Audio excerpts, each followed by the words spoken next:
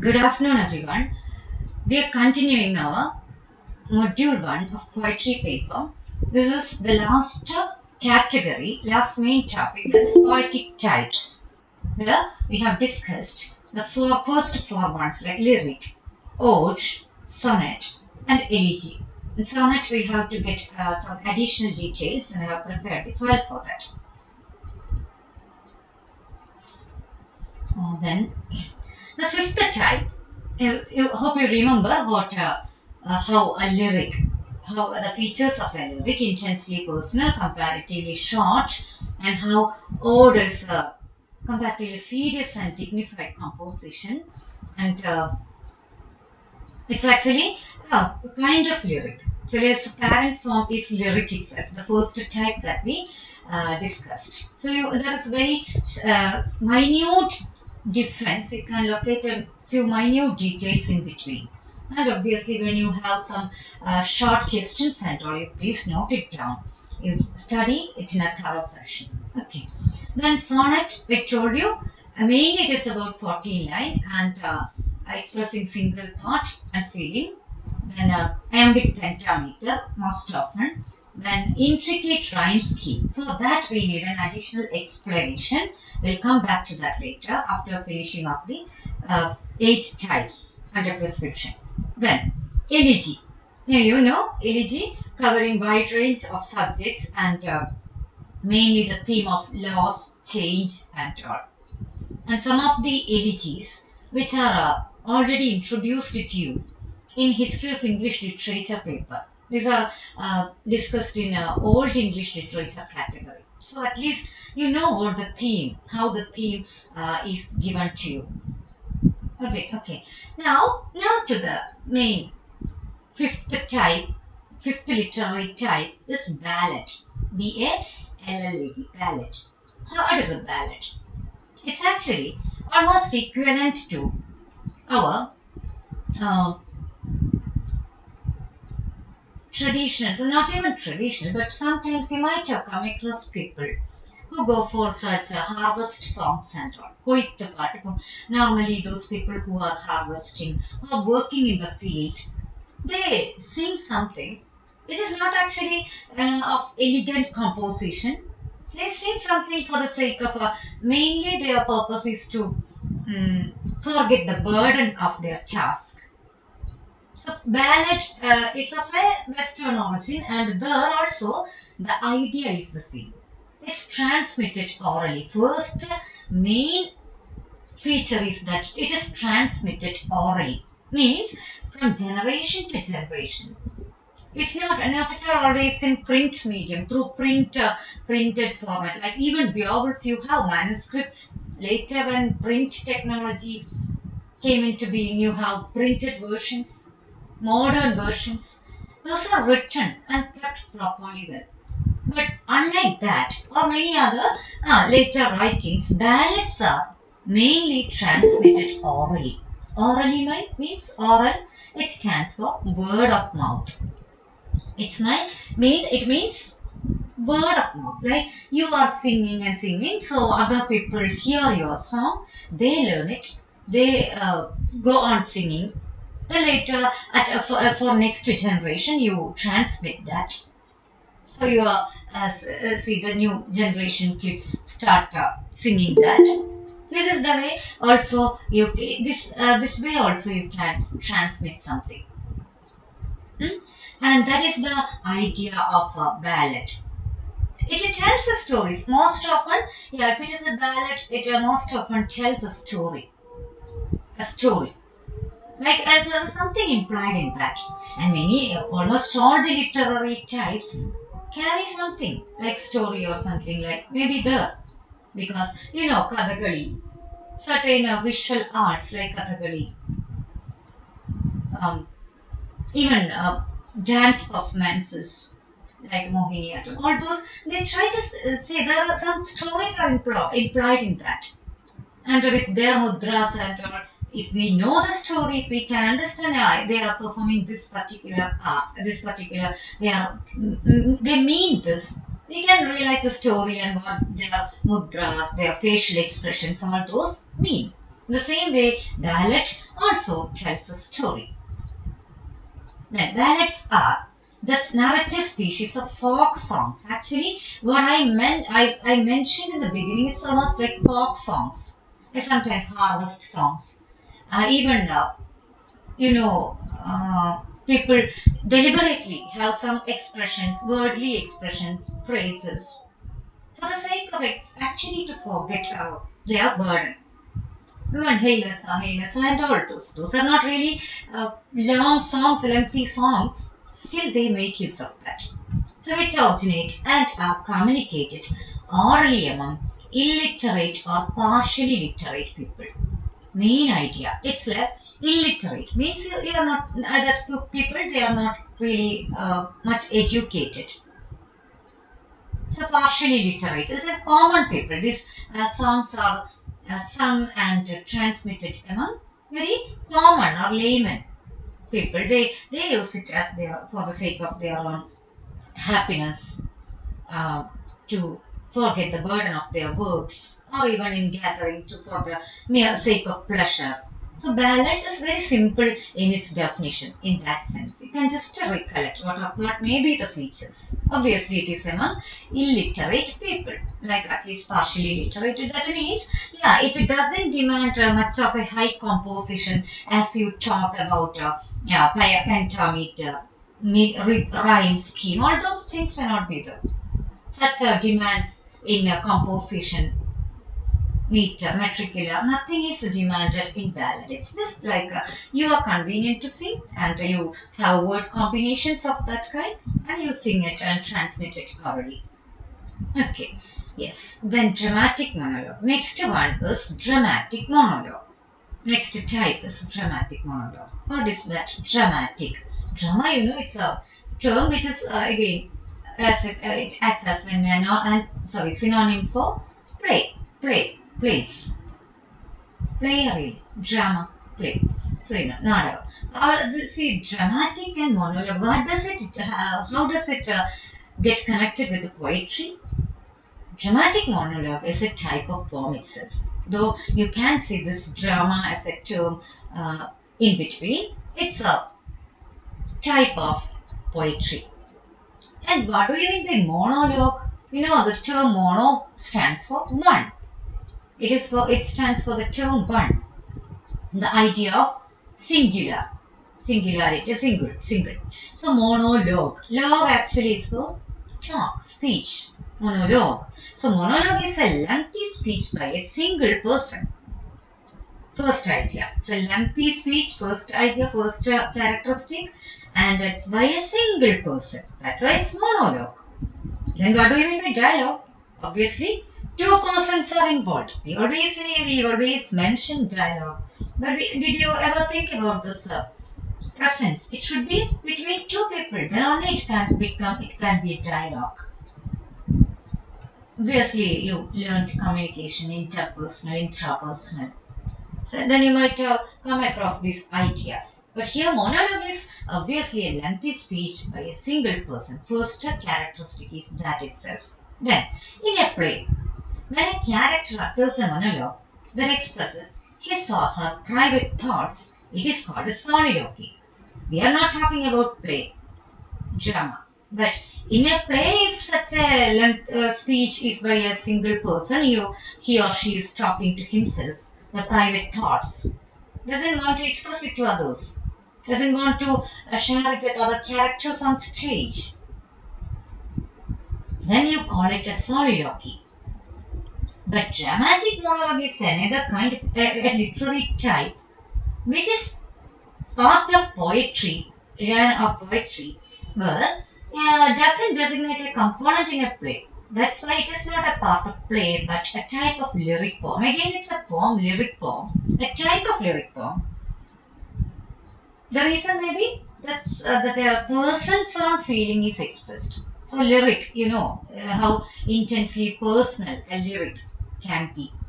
Though it's not short, but a dramatic monologue is a lengthy speech, comparatively lengthy. But the one feature of lyric you can locate here, lyric. See, intensely personal, and you will get some examples.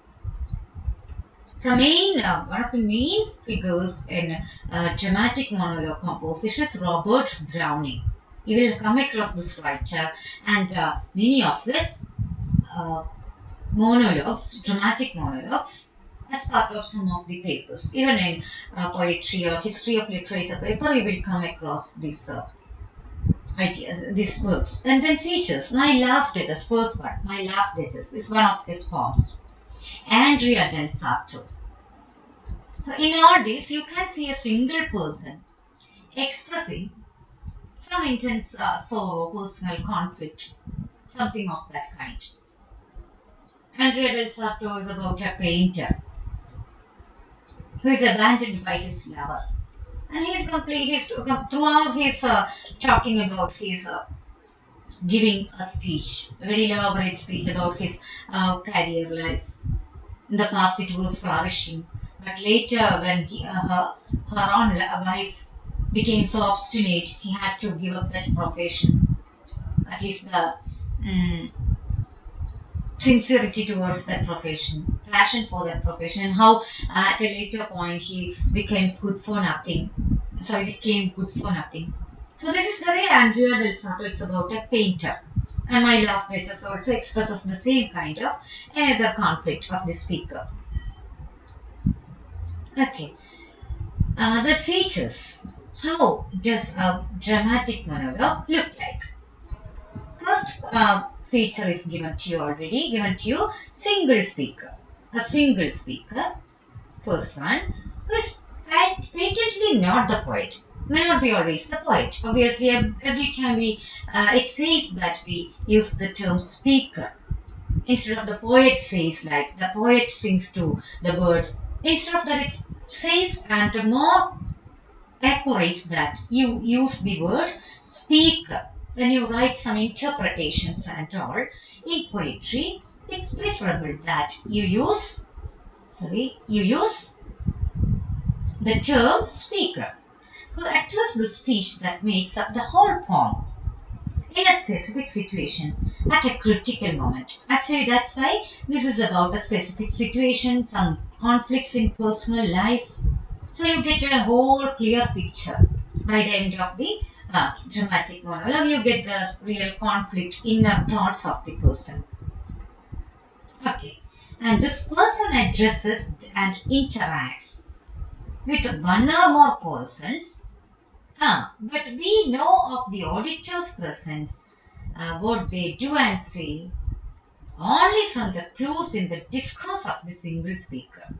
Sometimes we feel like, okay, this person is speaking to someone else, but never the second person, the next person is speaking, or no other dialogue or no other commentary you can get from the other one.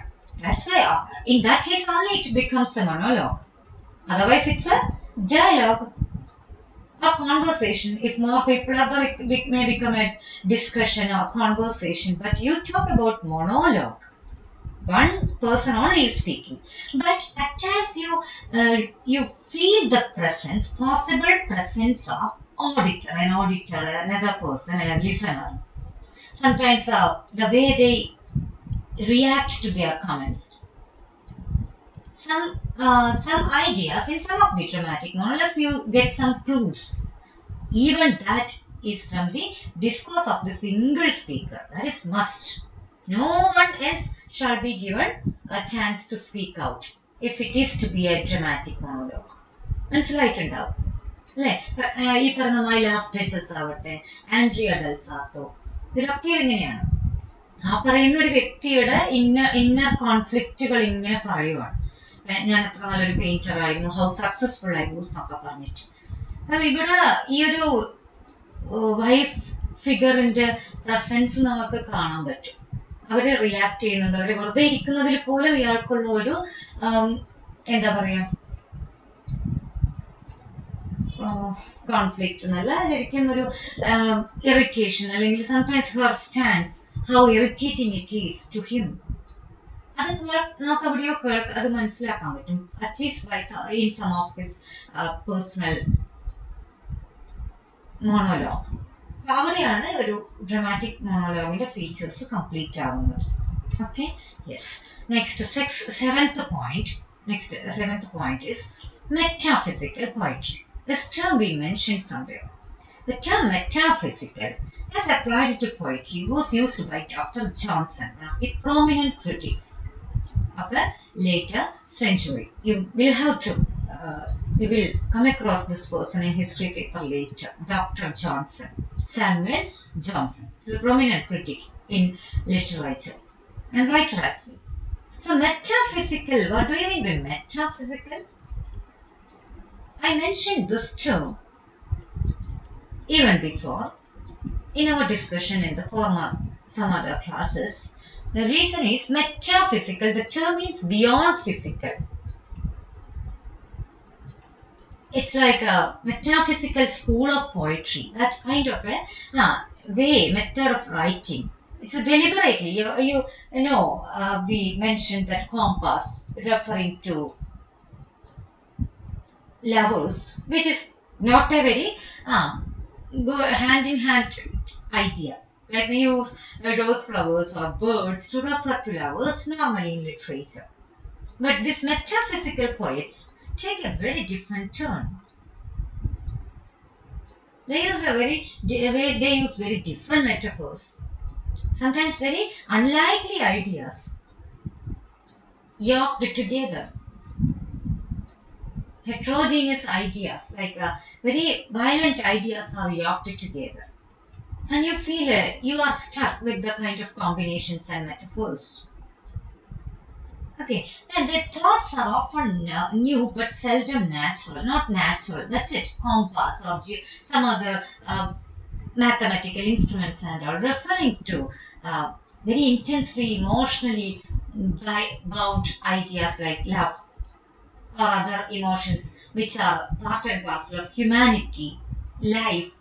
And you are not really tuned to that. We are not conditioned to accept. We are stuck with the wonder. Why? How does this writer use such a metaphor or such a comparison? And the most heterogeneous, yes, exactly the word I wanted to mention. The most heterogeneous ideas are yoked by violence. You are combining, but it's a violence that you use a compass as a metaphor to refer to the movement of the compass to refer to the lovers. It's almost like one is fixed there and the other is encircling. You know how the compass draws circles. And in one of the poems, metaphysical poems, the particular idea is used, this metaphysical image is used to refer to a lover who is going away from this wife figure, but he is assured that even in that case we will be bound somewhere. Will be having a bond, like compass. Even when the two nibs are away, at one point it is connected always, and that's why this movement is possible, and it can come back to the same spot again if and when preferred. And this is the way you have such heterogeneous ideas, very unnatural ideas. It's unlike you talk about flower and bee, you know, and together nature are ransacked for illustrations, comparisons, and allusions. You take that much risk. You challenge the natural compositions, like you hijack this natural ideas and you make use of such violent comparisons, allusions, and they are learning instructions and they are complete surprises. You're surprised at those compositions.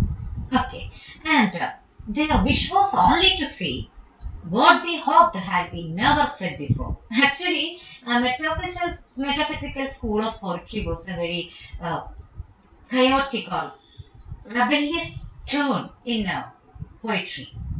Till then, people were sticking on to nature, making poetry of very natural kind, some ideas which are never revolutionary. So we have tuned. Every reader is known. We are comfortable reading. You think about an explanation or a poem on a garden or beautiful flowers or even a beautiful child. All those forms have been there already, and these people wanted to bring a kind of a revolutionary change. So they hoped that what they tried to say had never been told before. പുതിയതായിട്ട് എന്തെങ്കിലും ഒന്ന് കൊണ്ടുവരാനുള്ള ഒറ്റ നോഷനിലാണ് ആദ്യം ഇവർ വന്നത്. ശരിക്കും ആ ടൈമിൽ ഇവർ വളരെയധികം ക്രിട്ടിസൈസ്ഡ് ആണ്. They were never accepted as such in the very beginning. അതെപ്പോഴും അങ്ങനെയാണ്. Whenever you bring a new method, new experiment, an experiment in poetry or any other realm, you find it very difficult to be accepted by the reading public or anywhere. Anywhere you find it difficult to bring a change, even if it is of a positive kind. Here it is the challenging the tradition, already established tradition. The poems ഒക്കെ പറയുമ്പോൾ idea തന്നെ എന്താണ്, പ്രകൃതിയെ പറ്റി എഴുതാം. അവിടെയാണ് ഇത്രയും violent images ഒക്കെ കൊണ്ടുവന്ന് പോയംസ് ആകെ ഒന്ന് മാറ്റിമറിക്കുന്നത്. Couldn't get much appreciation in the beginning. Later at a point, these metaphysical poets began to be appreciated. Even after centuries. Posthumous case ആണ്. ഒരുപാട് വർഷങ്ങൾക്ക് ശേഷം ചില ക്രിട്ടിക്സ് അവരെ പ്രൈസ് ചെയ്തിട്ടുണ്ട്. And then delighting novel, thoughts and expression, far-fetched images like beyond. That's why it's metaphysical, beyond our physical and sensual experience, like sensations beyond ആണ്. ഇതെങ്ങനെയപ്പോ ഇത് എന്ന് തോന്നുന്ന രീതിയിലാണ്. How it is possible? Hyperbole, exaggerated images, obscurity. What do you mean by obscurity? Obscure, not really familiar, something very strange and new. That's what you mean by obscurity. And the last main topic, mock heroic or mock epic. Mock heroic or mock, M-O-C or M-O-C-K. Both terms are acceptable. What is this mock? Mocking means mockery. You are making fun of something, that's it. So epic as a term, you didn't come across that. Epic should be taught somewhere. Epic actually, in the traditional sense of the term, is a very serious subject matter, or a person, single hero. The whole life of the hero is portrayed. Too many characters may be there. It's a very lengthy portrayal, lengthy poem, epic. Mahakavya എന്നാണ് actually in the term. So, you might have come across some epics like Iliad, Odyssey, to talk about English literature. Sorry, not English literature, sorry. Classic literature. Actually, they do not belong to English literature at all. You have this translations available. But in English also, obviously, Beowulf is an epic. It talks about the hero's life. Though you have a number of other kings and many other figures there, it is about Beowulf, epic length publication. But what about mock epic or mock heroic? There obviously, as the term says, it is somewhat you are challenging the standard, although some features you take from the epic. First, it is about the length. Okay, you have mock epics also with a much length, but you deviate a lot from the essential qualities of an epic. ഇതിൽ പറയുന്ന എല്ലാ കാര്യങ്ങളും, അതായത് EPIC എന്ന് പറയുമ്പോൾ ഒരു particular hero അവരുടെ life oriented ആയിരിക്കും. അത് വളരെ സീരിയസ് ആയിട്ട് സബ്ജക്ട് മാറ്ററിനെ പറഞ്ഞുകൊണ്ട് ഇപ്പം ഏറ്റവും നിങ്ങൾക്ക് പറ്റിയ ഇപ്പം നിങ്ങൾക്ക് അറിയുന്ന ഒരു എക്സാമ്പിൾ ഏതാണ്? Beowulf തന്നെയാണ്. At least you know that something what how this hero's life is portrayed in great detail. Actually, from his youth to even from his birth to death, the details are there. So you cannot make it in a short form. So what about mock epic? A form of satire that adapts the elevated heroic style of the classic epic form to a trivial subject. That is the first idea. Adapts the elevated heroic style. Heroic style, elevated, the high standard, elevated style you adopt. But for what actually? To a trivial subject. To deal with a trivial subject means a very silly, very commonplace subject. So that this mockery is implied. And how it is brought, I will tell you. The mock epic was sometimes used by the moderns of this period to ridicule contemporary ancients. Actually, the modern time writers are not really happy about the classicists. So they make use of these provisions, the mock epic as a tool to mock or satirize, to make fun of the classicist style. They think that all those topics, all those heroistic representations, nothing deserved such a mention. So they use this in this way, or for dealing with some contemporary issues as well. One example is The Rape of the Dog by Alexander Pope. Well, you can see that main topic is, I have added a link to this. It's not my adding. I took this from net and wanted to get you a connection to that. If you click there, you can go to the details. But in short, the rape of the lock, actually, what do you mean by the rape of the lock? LOCK, lock doesn't stand for the kind of lock. What do you mean? For keys and all. No, it's lock here stands for part of a woman's hair, curly hair. And you can see a suitor is cutting two prominent families while during a party or something. Belinda is the woman whose hair is cut by a baron, who is actually wooing her, actually wants to, he's trying to propose her and she doesn't yield, but in between he cuts the lock, this hair, actually a favorite part of her hair, and she makes a hue and cry, and these people are going for a fight as if you are replicating the heroic war like a Trojan war. There also you should get a link, and if you want you can go in search of the details. പക്ഷെ അവിടെ എന്താണ് ശരിക്കും വളരെ simple ആയിട്ടുള്ള ഒരു familial ആൾട്ടർക്കേഷൻ, quarrel. അത് Alexander pop എന്ന് പറഞ്ഞ റൈറ്ററാണ് എഴുതുന്നത്. ഇതിൽ ഇത്രയും ചെറിയൊരു ഇൻസിഡന്റിന് അവരെന്ത് ചെയ്യുവാണ്, like they are fighting later in the mock epic with instead of a dagger, sword and all, they are using hairpins, throwing away some fans like fans, not the electric fan and all, but the kind of fans you use, vishery, then another things like some combs.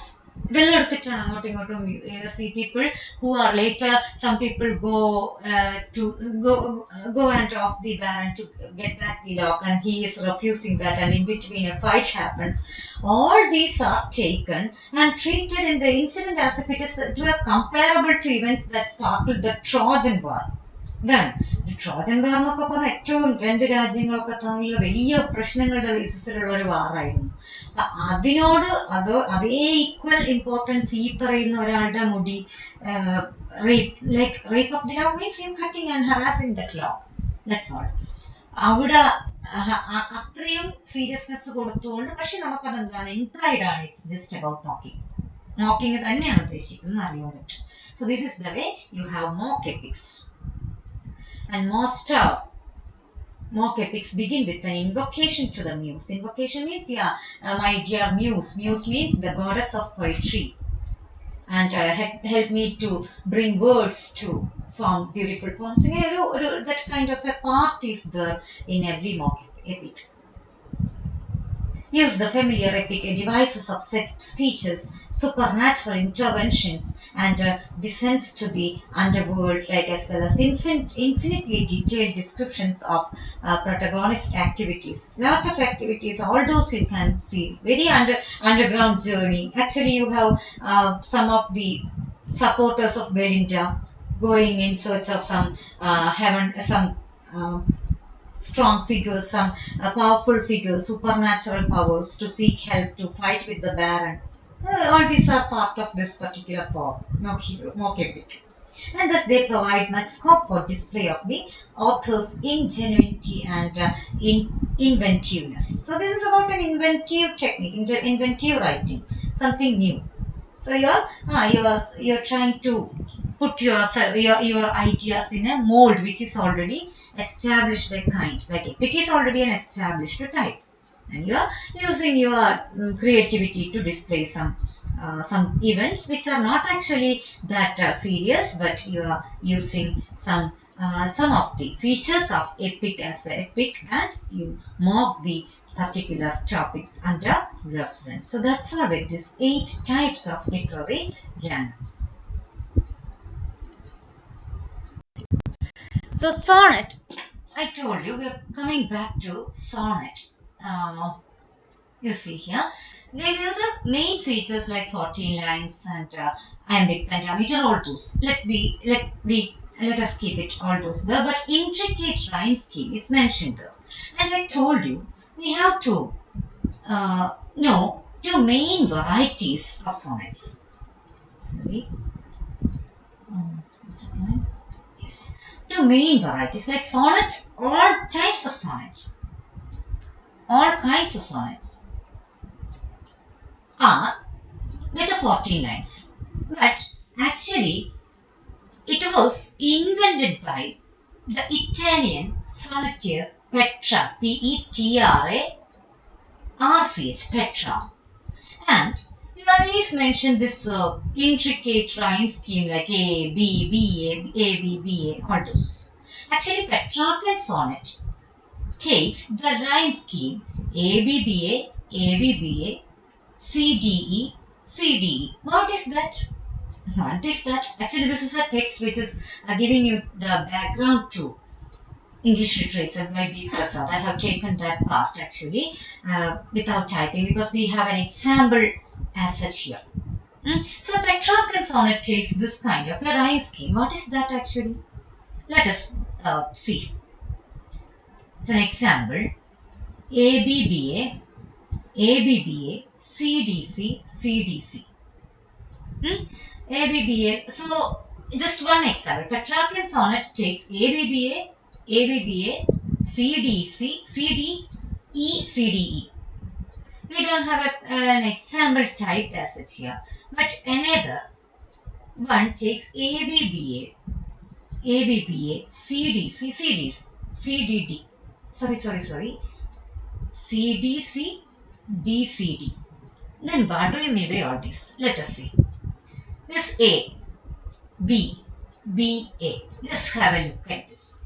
Captain or colonel or knight in arms. It stands for A, arms, that particular rhyme. And where do you see that next A? Here. Arms rhyming with the harms. B, B together. Like this is the rhyme scheme of this particular sonnet. So cease. It ends. This particular line ends with cease. Who stands on these defenseless doors may cease. See the next part where B. You see B as the rhyme scheme. If deed of honor did these ever please, cease, please. Arms, harms, A, B, B.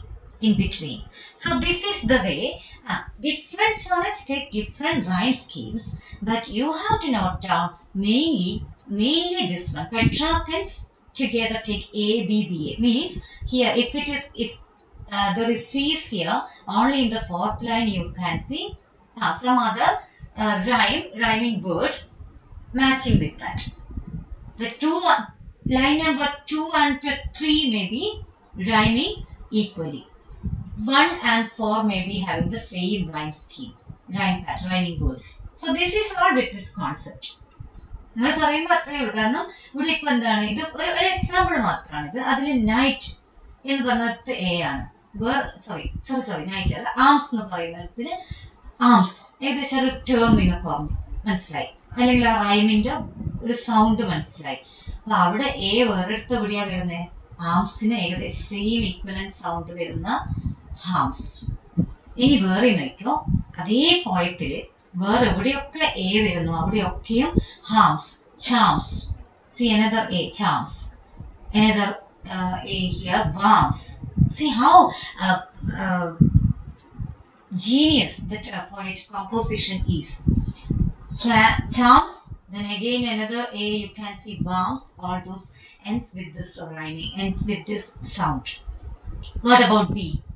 You saw B here too in the first part here, sees, then please. What do you see the next B? These, sees. Words are different, but those are rhyming in the same pattern, intricate rhyme scheme. What about CDC? Means C stands for yet another sound like boa. So another C you come across tower. Those two are rhyming. D.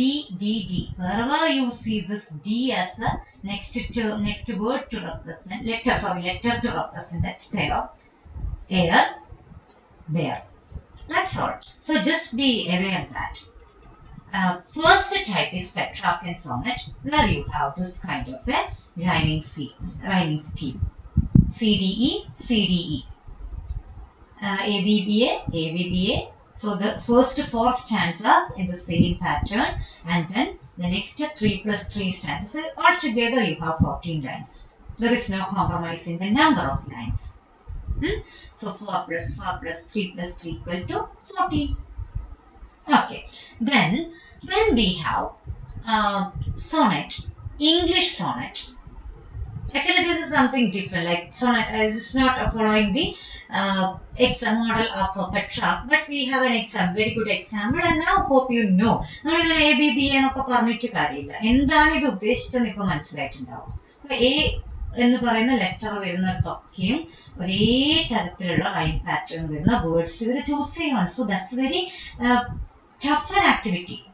അല്ല ശരിക്കും ഒരു poem composition വളരെ tough task ആണ്. At least to find out some 2 or 3 lines rhyming നമ്മൾ എത്ര കഷ്ടപ്പെടും.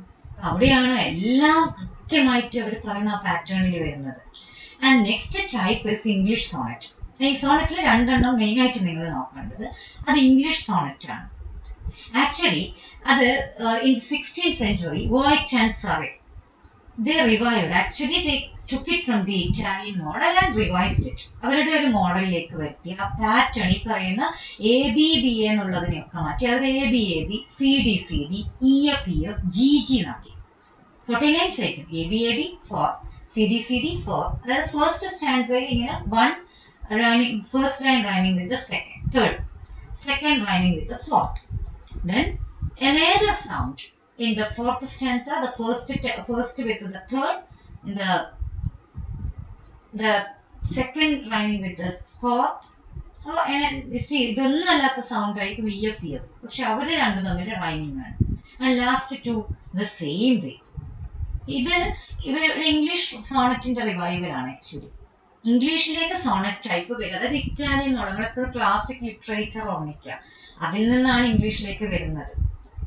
Okay, അവിടെ ഇതും കൂടി നോക്കുക. അവിടെ ഷേക്സ്പിയറിന്റെ പേരിലാണ്, but later it began to be Shakespeare began to write a lot of sonnets and now it is named after Shakespeare. English sonnet is named after him, not after the real inventors. Actually the Surrey actually not after Surrey, its real originator. English sonnet is now named after Shakespeare. അവിടെ ഇങ്ങനെ പറഞ്ഞ rhyme pattern, just think about the rhyming pattern. AB CD same thing. Thought, next where do you see A? Thought, sought. Now where else you have to look at A? BB, past, waste. Different terms, but at least somewhere they rhyme together. Flow, C. Woe, C. First and third. Night, sight, D. Second and fourth lines. Then EF means there is no connection between this. ഇതൊന്നുമില്ല ഇവിടെ, അതുമായിട്ടൊരു ബന്ധമില്ലാത്ത words ആയിരിക്കും. അപ്പം E for gone, again E, mourn, so that's all. Then F, like over before, like F. Then GG, entirely different rhyme pattern. Front, end. ഇതൊന്നുമല്ല എയും ബിയും ആയിട്ടുള്ള വരുന്ന വേർഡ്സും അതിന്റെ സൗണ്ട് പാറ്റേണേ അല്ല, but you have that. And of course you can see 4 plus 2 combination. Spencerian variety is there with another rhyme scheme. But you don't have to. അത് ഓരോന്നിലും എങ്ങനെയാണ് എന്താന്ന് നോക്കുക. അപ്പോൾ ആ വേർഡ്സ് ഇതേ പാറ്റേണിൽ റൈം ചെയ്യാം. A B A B, B C B C, C D C D, E E. അങ്ങനെ ഡിഫറെൻ്റ് ആണ്. ഈ ജി ജി ഒന്നുമല്ല. അവിടെ എന്താണ് ഏതൊക്കെയോ വീണ്ടും റിപ്പീറ്റ് ചെയ്യുന്നുണ്ട്. അങ്ങനെ നമുക്ക് പല രീതിയിലുള്ള സബ്ജക്ട്സ് സോണറ്റ് അത് നമുക്ക് അറിയുന്നതാണ്. Already I have discussed that. So thank you so much for joining. You can leave now.